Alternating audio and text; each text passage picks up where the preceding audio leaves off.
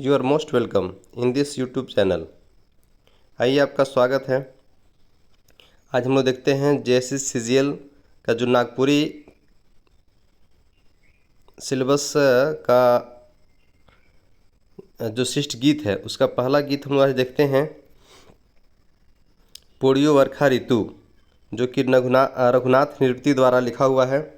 इस गीत का हम लोग आज नागपुरी भावार्थ को देखते हैं और इसके पश्चात हम लोग कुछ क्या करेंगे, कुछ ऑब्जेक्टिव प्रश्नों को देखेंगे।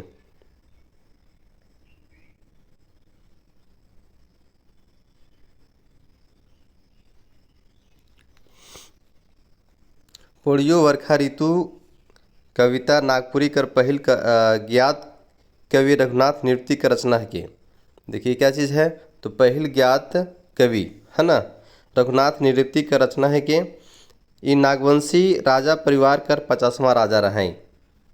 आपका प्रश्न में आएगा कि यह राजा परिवार के कौन सा राजा थे, किस नागवंशी राजा परिवार के थे, तो 50वां राजा रहे है ना। कौन सा राजा थे ये, 50वां थे। दिव्य ज्योति स्मारिका के मुताबिक 1947 ईस्वी ये राजा बन रहे। ये राजा कब बने थे, तो 1647 में 1647 में राजा बने थे। इनकर राजकाज रहे 707 ईस्वी तक। 1647 में बने और ये कब तक रहे, तो 1707 ईस्वी तक रहे, यानी 60 बछर तक चलक, मतलब जो है लगभग 60 वर्ष तक इन्होंने जो है अपना राज्य किए। इनकर 5 ठो गीत उपलब्ध है, जेकर में राधा कर सौंदर्य, कृष्ण कर पूर्वराग, रासलीला और विरह रस वर्णन है। इनकर भाषा में बंगला कर प्रभाव है और भाव विन्यास में चैतन्य संप्रदाय कर है। नवरत्न इनका राजधानी रहे। नवरत्नगढ़ क्या चीज़ है, इनका राजधानी था, ठीक है, जो कहाँ है, गुमला में ना नवरत्नगढ़, इनका राजधानी रहे। चुटिया का राम मंदिर के बछर 1685 ईस्वी में बनवाए रहे। और चुटिया का जो राम मंदिर है बहुत फेमस है ना। रांची में चुटिया है, चुटिया का जो राम मंदिर है वो बहुत ही फेमस है, जो कि 1685 ईस्वी में बनवाया गया था। प्रस्तुत गीत में रघुनाथ जी प्रकृति कर सौंदर्य कर वर्णन करते एगो बिरहिनी कर पीड़ा के बरखा ऋतु कर आवेग जायक और बिरहिनी कर उकर संगी कर उके छोड़ जायक कर सुंदर वर्णन प्रस्तुत हैं।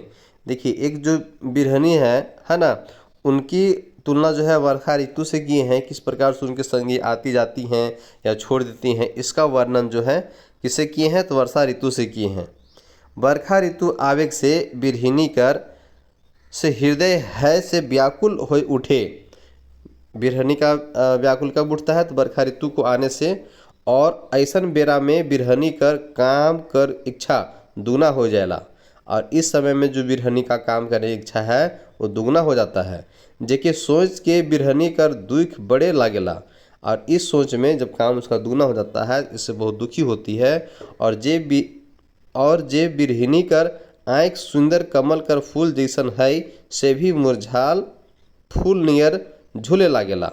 और उसका जो आँख, जो इस कवि बतला रहे हैं, बहुत ही कमल नयन, कमल की तरह जो सुंदर दिख रहा है उसका नयन है ना, वो भी जो है कि मुरझाया हुआ फूल की तरह क्या होता है, तो झूले लागेला, मतलब दिखता है।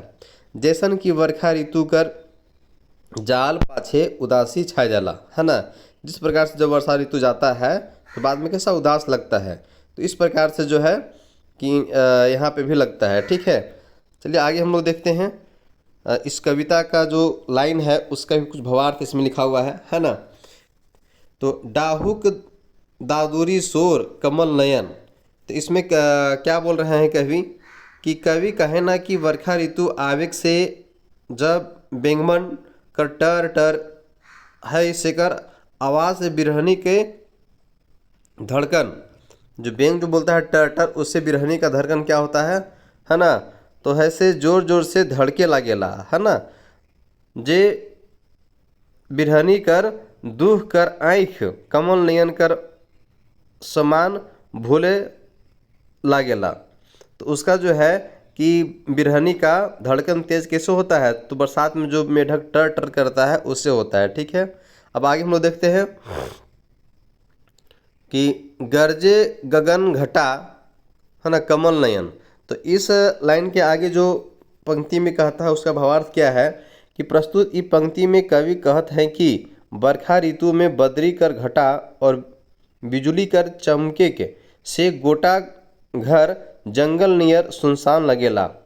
पिया बिना और ऐसन बेरा में बिरहनी कर दुख सोच के सुंदर कमल नियर आँख भी पिया कर असरा देखते फूल नियर मुरझा जाएला। इसमें क्या बोल रहे हैं कि जंगल नियर सुनसान लगेला, पिया बिना और ऐसन बेरा में बिरहनी कर दुख सोच के सुंदर कमल नियर आँख भी पिया कर असरा देखते फूल नियर मुरझा जाला। तो इसमें जो है पिया के आसरा, पिया मीन्स होता है क्या, पति।